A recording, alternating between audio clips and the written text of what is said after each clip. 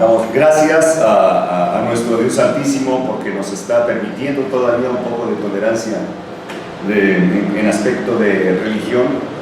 Damos gracias a Dios y también a los hermanos que nos están apoyando para proclamar este mensaje tan importante a un mundo que perece en el pecado. Gracias también a la estación de radio 99.3 FM Shekinah aquí en Guatemala. Así que estamos transmitiendo directamente desde Guatemala y bueno, vamos a proclamar este mensaje para el cual fuimos llamados. Para esta hora fuimos llamados y para ello los invito a que postremos nuestros rostros, inclinemos nuestros rostros para pedir permiso al Altísimo. Padre nuestro que moras en el cielo, santificado es tu nombre. Gracias te damos, Señor, por la vida y la salud.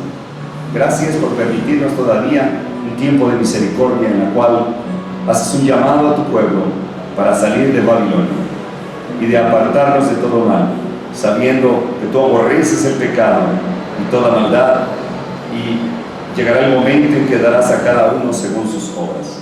Señor, solicitamos la presencia de tu Espíritu Santo y que tus santos ángeles acampen en derredor y nos protejan. Gracias, Padre. Instrúyenos, ministra tú en este mensaje. Te lo rogamos en el nombre sagrado de nuestro amado Jesucristo. A Él se da la gloria por la eternidad de los siglos. Amén. Muy bien. Estamos bien enfocados, ¿sí, verdad? La cámara puede mover un poco hacia acá para tener. Muy bien. Gracias. Gracias. El mensaje para este momento es el mensaje tan importante que tiene que trascender fronteras. Dios llamó a sus discípulos para que estuvieran en constante movimiento, que fueran a los lugares, a toda nación, tribu, lengua y pueblo, para proclamar un mensaje de justicia, un mensaje de amonestación de parte del cielo. Y este mensaje que nos llega de acuerdo a este tiempo, porque la verdad presente se llama verdad presente porque cada generación ha tenido un mensaje para su tiempo. Noé no iba a predicar el mensaje de los 3 ángeles de Apocalipsis 14, ni tampoco Moisés. Cada uno tuvo un tiempo específico para poder proclamar la verdad presente para su tiempo. ¿Quién pues es el siervo fiel que da a su familia el alimento a tiempo? El buen siervo fiel permanece firme, vigilante, como un centinela para dar a su familia el alimento a tiempo. Leo en Mateo 24, versículo 3. Sentándose en el monte de los olivos, se llegaron a él los discípulos aparte, diciendo: dinos cuándo serán estas cosas, y qué señal habrá de tu venida y del fin del mundo. Y respondiendo Jesús les dijo: mirad que nadie os engañe, porque muchos vienen en mi nombre, diciendo yo soy el Cristo, y a muchos engañarán.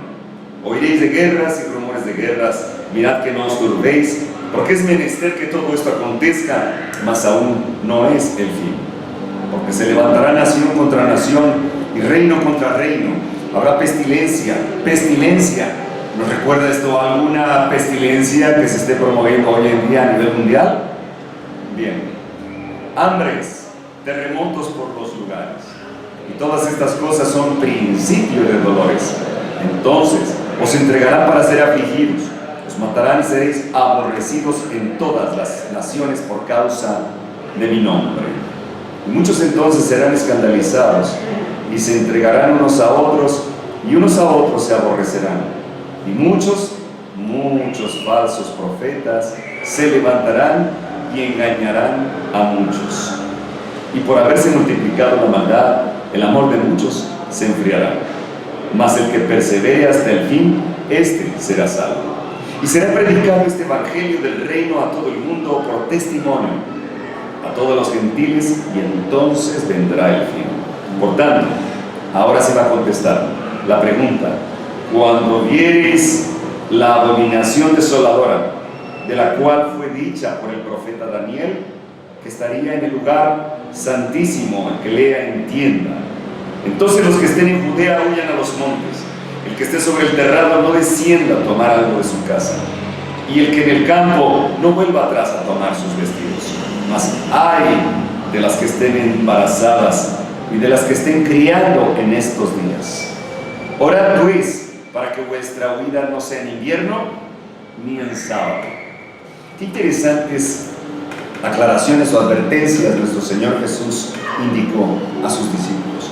Primero que nada, empezando desde la parte última, dice: mirad pues que vuestra huida no sea en invierno ni en sábado. Qué terrible es una huida en invierno, sobre todo en lugares, en las montañas, donde hace frío, terrible frío. Y bueno, el pueblo de Dios es advertido de que viene una persecución por causa de ese día que se está mencionando ahí. Viene una ley dominical que va a establecer el descanso obligatorio de todo ciudadano de este planeta. Un descanso dominical que está siendo implantado, impuesto directamente por el papado. ¿Ok? La encíclica Laudato Si, mi Signore. Es una encíclica satánica que promueve el espiritismo, el panteísmo. Es una encíclica que según tiene apariencia de bondad, como Lucifer se presentó ante nuestro Señor Jesús en el monte de la tentación como un ángel de luz, como un ángel de luz. Satanás no viene vestido con cola y cuernos. La única manera que Satanás nos puede engañar es haciéndose pasar por bueno.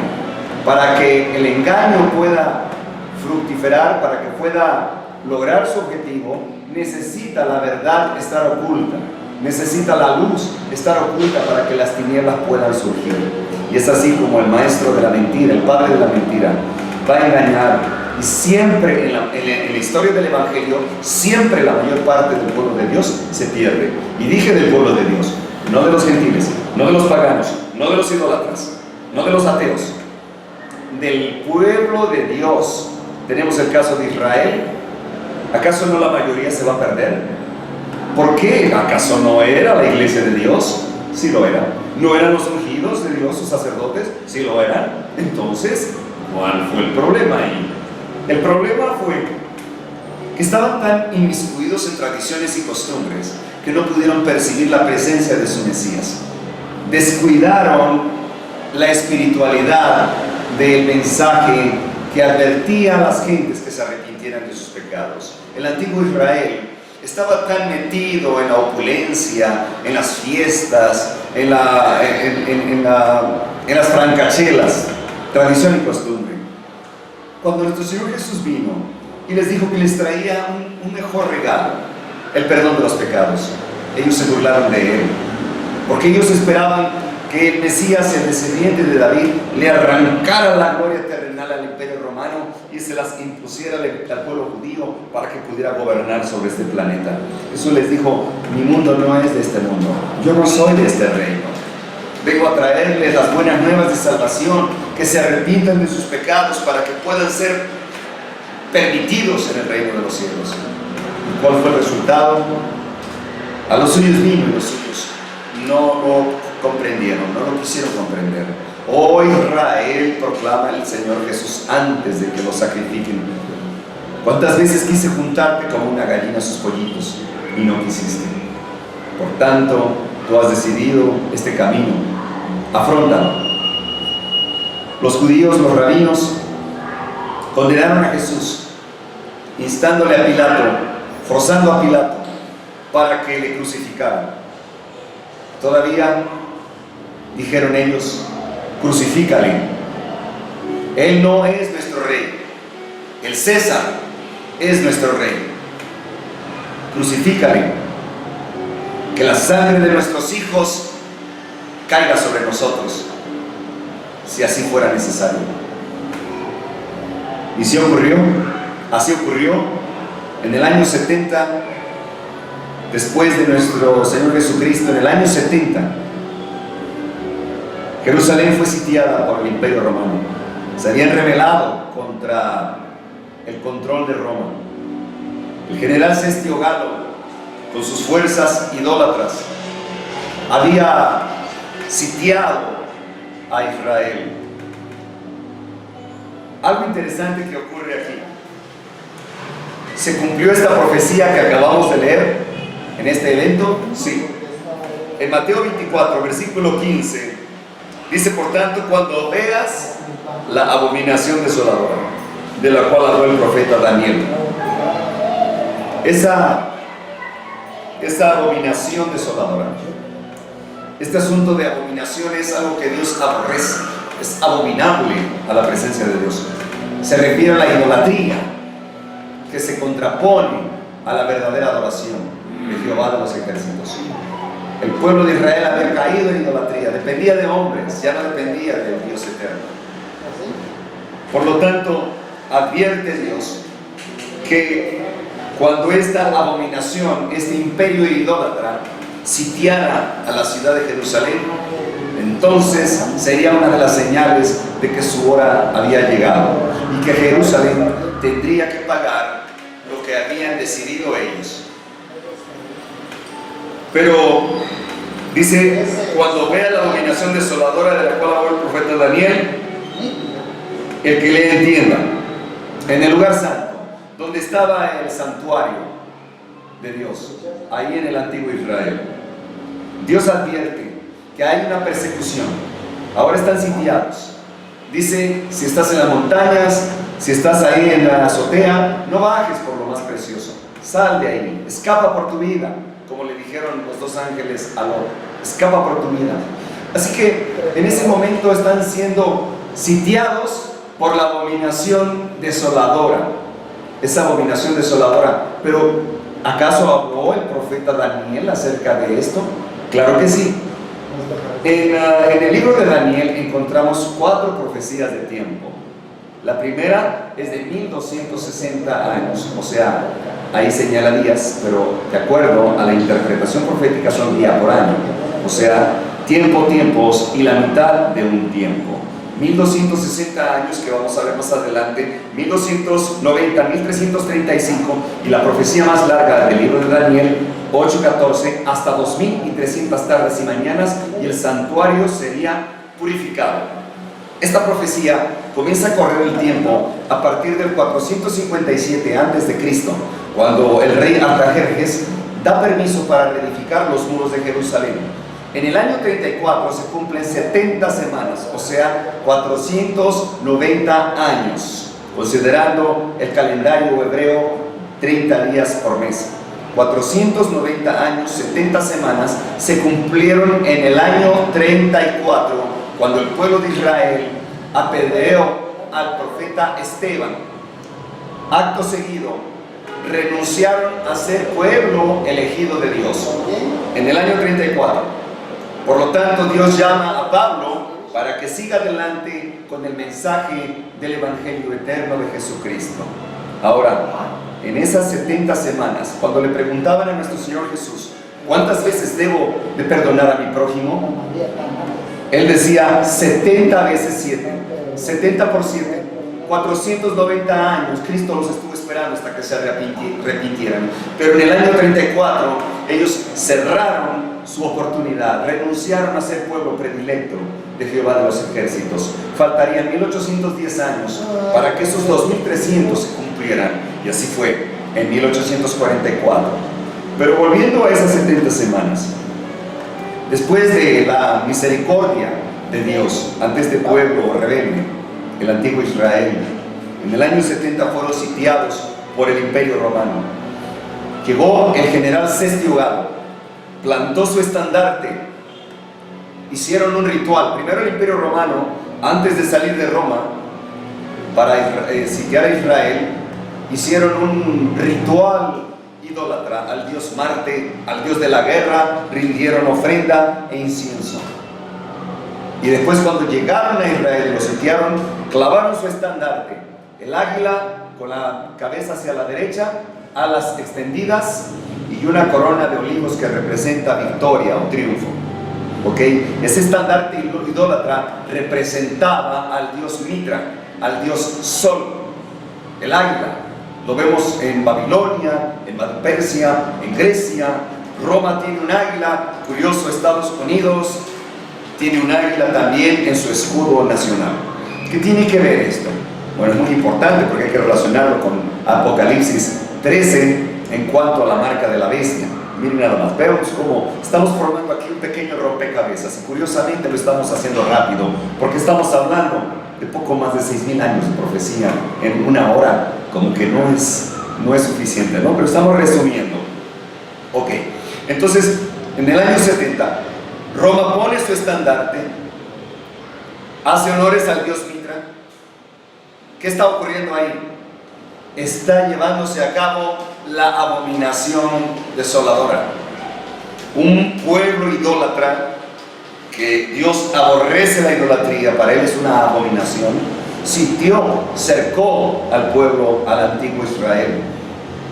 Pero curiosamente, por un acto aparente e inexplicable, lo dijo el escritor este filósofo Flavio Josefo, que era un judío pero no era cristiano, dijo que en esa matanza no murió ningún cristiano porque hicieron caso a las profecías de Jesús de Nazaret.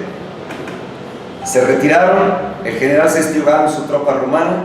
Acto seguido se abre la puerta pesadísima porque la tenían que abrir unos 50 hombres, ese portón que encerraba las murallas del antiguo Jerusalén, y salieron persiguiendo al Imperio Romano.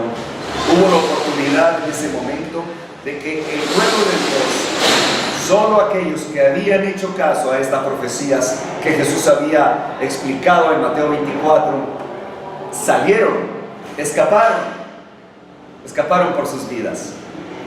Ahora el general Sestio Galo regresa triunfante, según él, porque le había causado varias bajas al Imperio Romano. Se encerraron en sus murallas, contentos, con júbilo, dijeron: Jehová está con nosotros, la gloria de Jehová está con nosotros, porque hemos corrido y perseguido a este imperio idólatra. Bueno, se confiaron. Ellos no hicieron caso a las palabras de Jesús. Los que estaban recibiendo la salvación en ese momento, los que se habían escapado, mientras ellos habían ido a pelear todavía. Poco después, el general Tito, o el rey Tito de Roma, volvió a sitiar la ciudad de Jerusalén, pero esta vez no escapó nadie. Estaban celebrando sus fiestas judaicas en esa época. Fueron sitiados y masacrados. Les recomiendo el libro El conflicto de los siglos, de la escritora Elena G. de White. Descárguenlo por favor vía internet, El conflicto de los siglos, de Elena G. de White. Lo pueden obtener en audio también. Hay momento, porque pronto lo van a desaparecer. Narra toda la verdad y describe exactamente lo que ocurrió y lo que ocurrió después en la persecución de 1260 años de persecución papal. Oh, claro, todo está ahí. Por eso ahora el objetivo del estado profundo, de las sociedades secretas, es callar la verdad y desaparecer la verdad. De esa manera el engaño va a florecer. Esa es la táctica de Satanás.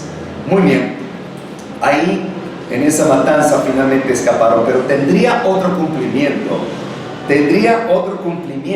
esa profecía. Claro que sí. Las profecías significan eventos anticipados. Jesús lo dijo: por eso lo he dicho antes que suceda, para cuando suceda creáis. Por lo tanto, a través del tiempo se va desarrollando la historia. En el libro de Daniel, capítulo 7, describe al capítulo 2, esta vez en forma de bestias, y narra a un león que representa al imperio de Babilonia, a un oso que representa al imperio medo-persa, a un leopardo con 4 cabezas que representa al imperio de Grecia, a una bestia horripilante como un dragón horrible que representa al imperio romano. Ok, bestia es un poder político. Cuando una bestia, un poder político, se mezcla con un poder religioso, se convierte en una bestia apocalíptica. Y siempre que la iglesia buscó la ayuda del poder civil, fue para perseguir y matar a aquellos que no estaban de acuerdo con su doctrina. El resultado fue el papado. 1260 años de persecución por parte del papado, la llamada Santa Inquisición. No se daba abasto la guillotina, las cámaras de tortura y la hoguera. El llamado Santo Oficio, conformado por jesuitas, sacerdotes franciscanos jesuitas, que surgieran allá en la época de 1540 con el famoso San Ignacio de Loyola, un militar al servicio de Carlos V en España, y que practicaba esoterismo y el misticismo, brujería, hechicería, llamémosle así. Él fue aceptado por el Papa Pablo III presentando un ejército eficaz, el campeón del papado, para perseguir a todos aquellos protestantes que saldrían y que no aceptarían las doctrinas romanas. Por lo tanto, surge en 1540 este imperio de los jesuitas, que fue el terrible, el campeón del papado, como lo mencioné, y llevó a cabo las más terribles masacres. 1260 años de persecución, tiempos y la mitad de un tiempo, es decir, la profecía de tiempo más pequeña del profeta Daniel. El que lea, entienda. Esos 1260 años comienzan a transcurrir a partir del año 538 después de Cristo, cuando el rey Justiniano de Roma se declara cabeza de iglesia, corrector de herejes, y se desata la más terrible carnicería contra todo aquel que fuera protestante, contra todo aquel que no fuera cristiano católico. Oh, Roma está manchada sus manos, y el leopardo no cambia sus manchas. ¿Cuándo el árbol enderezará sus ramas? Jamás. No podrá enderezar su tronco. Hasta el año 1798, cuando el general Alexander Berthier fue enviado por el general Napoleón Bonaparte de Francia para arrestar al Papa Pío VI por los crímenes y las atrocidades cometidas en la llamada Santa Inquisición. Fue arrestado y llevado al exilio, donde murió. El poder papal fue desarticulado. Ellos controlaban los 10 imperios bárbaros de la antigua Europa, es decir, los 10 cuernos del dragón.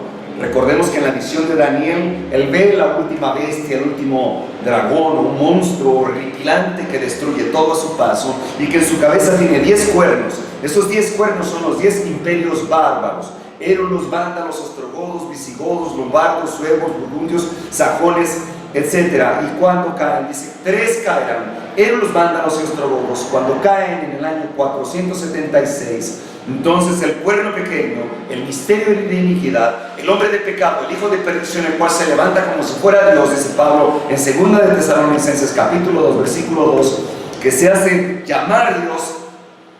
Dice, porque Cristo no vendrá sin que antes venga la apostasía y manifieste el hombre de pecado, el hijo de perdición, aquel que se sienta en el trono de Dios como si fuera Dios, haciéndose pasar por Dios. Y ya sabemos qué es lo que lo detiene. ¿Qué es lo que lo detiene? Le preguntaríamos a Pablo: Pablo, ¿qué es lo que detiene a este cuerno pequeño, a este misterio de iniquidad que va a desollar al pueblo de Dios? Y dice, el imperio romano, es decir, el imperio romano tenía que caer, tenía que sucumbir para que el imperio papal, el imperio religioso surgiera. Es decir, Roma imperial sufre una metamorfosis, se transforma en Roma papal. Ahora sí, Roma papal trae las mismas costumbres paganas, adoran al mismo dios Júpiter, a Marte, a Neptuno, a la diosa Venus, todos sus astros que fueron transferidos desde Babilonia a Medo-Persia, luego Grecia, luego Roma, toda esa, por eso le llama Babilonia la ciudad, porque es confusión. Al principio es una ciudad en el libro de Daniel, pero en el libro de Apocalipsis habla de una Babilonia espiritual, que también la llama la mujer ramera, la madre de las rameras. Y si es ramera, y si es madre, tiene hijitas. Quiere decir que sus hijitas son iglesias que tienen algo en común con la madre. Y dice también el libro de Apocalipsis 17, que va vestida de púrpura, que va sentada sobre una bestia escarlata, y que lleva un cáliz, una copa de oro, y va emborrachando a todo el mundo del vino de su fornicación. Es decir, no es alcohol, es doctrina, que está emborrachando a la mayoría de los habitantes de este planeta con una doctrina falsa, llena de idolatría. Y es así como va emborrachando, pero va montada sobre una bestia, es decir, va montada sobre un poder civil. Y esos cuernos que llevan representan la actual Europa. Pero ¿quién es esa bestia? ¿Quién es esa bestia? Roja, o sea, bañada en sangre. Ya lo vamos a ver. Estamos hablando entonces de 1260 años que se cumplieron en 1798, cuando comienza el tiempo del fin. Entonces, los capítulos después del 8 de Daniel, se les quita el sello. Estaban sellados del 1 al 8. Perdón, no estaban sellados, corrijo. Del 1 al 8 no estaban sellados para que los discípulos pudieran comprender las 70 semanas, la venida del Mesías. Ok, el resto estaba sellado hasta el tiempo del fin. Por eso le dijo a Daniel: anda, Daniel, sella estas palabras, no son para tu época, son para el tiempo del fin. Entonces se cumplen.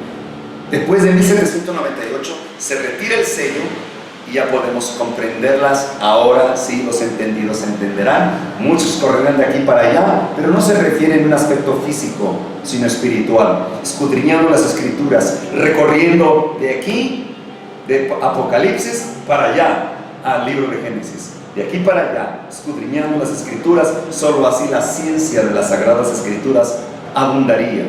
Ahora Dios revela esto a sus pueblos, a los indoctos, no aquellos que están contaminados con levadura de fariseo en las universidades, donde les han formado esa educación, esa doctrina. El Evangelio de Cristo es un principio moral, no es una carrera educativa o teología, escatología, hermenéutica y aprender toda esa lengua en griego. Hermanos, déjenme decirles una cosa. Cuando Cristo se está refiriendo al pueblo de Israel, eso es muy importante mencionarlo, porque muchos dicen: es que quieren ser israelitas, quieren hablar en hebreo. Bueno, si quieren, son libres, ¿no? Si quieren ellos, pero ¿dónde está eso en la Biblia? ¿Dónde dice que las buenas nuevas de salvación, para poder alcanzar salvación o que te eleve espiritualmente, necesitas hablar la lengua hebrea? ¿Dónde dice? ¿O acaso Jesús les dijo a los discípulos: miren, primero que nada tienen que judaizar, tienen que celebrar las fiestas ceremoniales del viejo pacto y luego tienen que aprender hebreo, si no, no van al cielo? ¿Dónde dice eso? Los requisitos para las buenas nuevas de salvación es arrepentidos de sus pecados. El verdadero arrepentimiento trae consigo contrición del espíritu, trae consigo repugnancia, dolor por haber cometido el pecado. Pero están predicando un evangelio de la prosperidad, en la cual te dicen: si tú aceptas a Cristo, ven aquí, recibirás muchas bendiciones, dinero, salud y amor, sé salvo, Cristo te ama. Pero yo no escuché cuando dijeran: arrepiéntete de tus pecados. Yo no escuché esa frase. Yo no escuché que les hayan dicho: arrepiéntase de sus pecados, dejen de pecar, porque es lo que más aborrece a Dios. Bautícense en el nombre de nuestro Señor Jesucristo, entonces recibirán el perdón y vivan una vida consagrada a Dios, porque la santidad es un hecho real. La santidad es una entrega interna y externa de nuestro ser, en la cual, cuando somos enterrados juntamente con Cristo en el bautismo de Jesucristo, en el nombre del Padre, del Hijo y del Espíritu Santo, entonces salimos como nuevas criaturas. Entonces nuestros hechos, nuestras palabras, todo lo que hacemos representará y reflejará la imagen y semejanza de Cristo. Cristo no vino a buscar miembros de iglesia. Quítense eso de la mente. Cristo no dijo: vayan, se buscan un pastorcito, un predicador, salvan un templo, ahí se sientan, creen en mí y los voy a salvar. Y ahí se ponen a bailar un ratito para que también se desahoguen. ¿Dónde dice esto? ¿Dónde? Yo no encuentro esas frases tan cómodas, tan comodinas, tan libertinas. No, Jesús le dijo a los discípulos: vayan, significa muévanse. No dijo: siéntense. Cristo vino a buscar discípulos, no miembros de iglesia. No nos engañemos. Cristo vino a buscar discípulos, hombres y mujeres que estuvieran dispuestos a conocer a Cristo en persona, a ir a los lugares, a las prisiones, a los hospitales, no cubriéndose la boca. ¿Acaso no había pandemias en la época de nuestro Señor Jesucristo? Había una terrible lepra. Pero no recuerdo que los discípulos le hayan preguntado al Señor Jesús: Señor, hay lepra, tenemos que ir a refugiarnos en nuestras casas, porque el César dice que si no nos cubrimos, no nos ponemos máscara, y si estamos juntitos aquí, no vamos a poder. Señor, mejor mira, deja que pase esta lepra y seguimos contigo. ¿Qué te parece? ¿Acaso no están diciendo así ahorita? ¿Y Salmo 91? No. El que habita el abrigo del Altísimo morará bajo la sombra del Omnipotente. Diré yo a Jehová, esperanza mía, castillo mío, mi Dios en quien confiaré. Él te librará del lazo del cazador y de la peste destructora. Pues sus plumas te cubrirá y debajo de sus alas estarás seguro. No temerás espanto nocturno, ni saeta que huele de día, ni pestilencia que en medio del día destruya. Caerán a tu lado 1000 y 10.000 a tu diestra, mas a ti no llegarán. Ciertamente sus ángeles mandará cerca de ti para que tu pie no tropiece. ¿Acaso no dice que temerías? Entonces, ¿dónde está la fe? Oh, sí creemos en ti, Señor, pero mira, ahorita el César nos dijo que los templos están cerrados, así que no te vamos a adorar. Pues si quieres una pequeña oracióncita, te vamos a cantar ahí en la casa, para que calmes tu vida. Así fue el asunto. ¿No será que nos hace falta fe? Miren, Jesús vino a buscar verdaderos adoradores, y se lo dijo a la samaritana. Donde están 2 o 3 reunidos en mi nombre, abajo de un árbol, en una montaña, en una isla, en un desierto, en una prisión, en una casa, 2 o 3 almas fieles, dice Apocalipsis 12:17, que guardan los mandamientos de Dios y la fe de Jesús. Ahí los preside Jesús. ¿Pero qué estamos haciendo en las ciudades? Pregunto. ¿Cuántos los profetas vivían en las ciudades? Nunca. Le preguntamos a Enoc o a Elías, a lo mejor a Juan Bautista. ¿Qué les parece? ¿A quién le preguntamos? ¿Qué dijo Jesús? ¿No? Las zorras tienen sus cuevas y los pajarillos sus nidos, pero el Hijo del Hombre no tiene donde recostar su cabeza. Cristo vivía porque pues tenía que dormir ahí y predicar. El pueblo de Dios tiene que vivir en las montañas, tiene que salir de las ciudades y desde las ciudades venir a amonestar a las ciudades de pecado, así como lo hacía Jonás, que fue a amonestar a Nínive, que se arrepintieran de su idolatría. El pueblo de Dios no tiene por qué vivir en las ciudades, porque para empezar aquí nadie se puede consagrar, aquí nadie puede recibir santidad. Hay muchas tentaciones que nos rodean por todos lados. Nadie podrá consagrarse en este semillero de pecado, donde todas las casas están apiñadas, donde está el crimen, polula, los borrachos, las canciones paganas. ¿Quién podrá alcanzar santidad en una ciudad? Nadie. ¿No serán amonestadas los pueblos de pecado? Sí, pero no por aquellos del pueblo de Dios que viven en ellas. El pueblo de Dios tiene que vivir en el campo y vivir allá, sembrar su hortaliza. Olvídate de esa máscara. Tus hijos crecerán sanos, pero al vivir en las ciudades nos van a someter. Y eso se lo dijo al pueblo de Dios en la época de Salomón, porque ellos querían un rey carnal. Y Dios les dijo, dile Samuel, a su profeta Samuel, diles que los va a esclavizar, que los va a controlar, que los va a fiscalizar, que los va a mandar a la guerra y a sus hijos los va a prostituir. Y regresa Samuel y dice, Señor, ellos quieren un rey como los pueblos. Oh, pueblo rebelde, ¿hasta cuándo? ¿Hasta cuándo? El ser humano se volvió idólatra, depende de hombres. Maldito aquel que confía en corazón de hombres. Esto de las monarquías no lo inventó Dios. Él es nuestro monarca, Él es nuestro rey, Él es nuestro guía y nuestro pastor, y nada nos faltará, pero necesitamos fe. Sin embargo, no tenemos obediencia, porque la obediencia es el resultado de la fe. Estaba con este asunto del pueblo de Israel, y muchos dicen, oh, que esta ley moral es de los antiguos Israel, de los judíos. Dice Romanos 2:28. Vamos a Romanos 2:28. Mateo, Marco, Lucas, Juan. Romanos 2:28, miren. Vamos a leer quién es realmente judío. Porque aquel judío se perdió, Romanos 2:28. Dice así la palabra de Jehová. Y como a ellos no les pareció tener a Dios en sus noticias, Dios les entregó una mente depravada para hacer lo que no conviene.